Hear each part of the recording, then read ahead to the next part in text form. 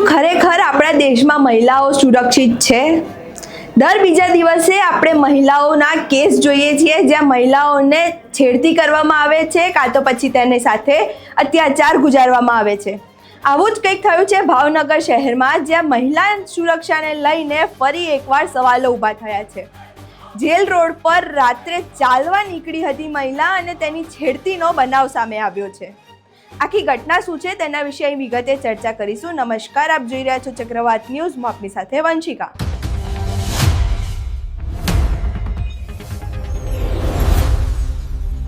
Jail road પર રાત્રિના સમયે ચાલવા નીકળેલી એક પરિણીતાનો બાઇક પર આવેલા એક યુવકે પીછો કર્યો હતો।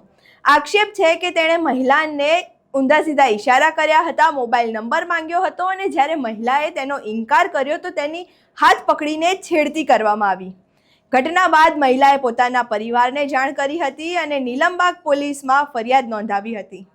ફરિયાદના આધારે પોલીસે તપાસ હાથ ધરી હતી અને આરોપી શિવમ ગોસ્વામીને ઝડપી કાર્યવાહી કરી ઝડપી લેવામાં આવ્યો હતો। અહીં સાંભળીએ શું કહી રહ્યા છે। ભાઈ, આજે શું બનાવજો ને કે શેનો બનાવજો? અમારા ઘરના પુત્રવધુ રાત્રે ચાલવા માટે નીકળે ત્યારે એક અજાણ્યા ઈસમ દ્વારા એની છેડતી કરવામાં આવી।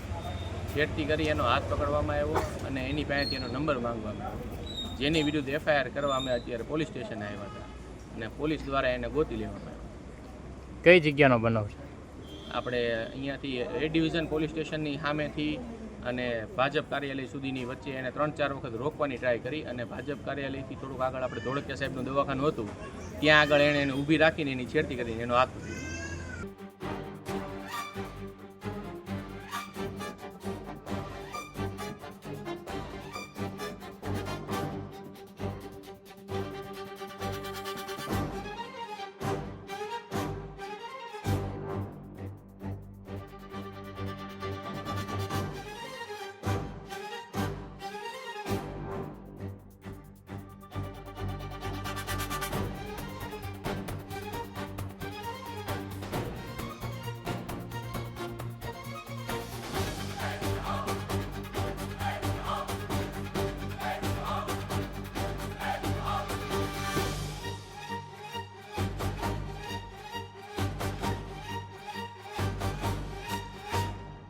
અહીં તમે નિલેશ સોરઠિયાને સાંભળ્યા। હવે હાલ તો પોલીસે ગુનેગારને ઝડપી લીધો છે, પરંતુ આ ઘટના અહીં જ ખતમ નથી થતી। અહીંયા અનેક સવાલો ઊભા થાય છે, શું આજે પણ મહિલા આપણા દેશમાં સુરક્ષિત છે?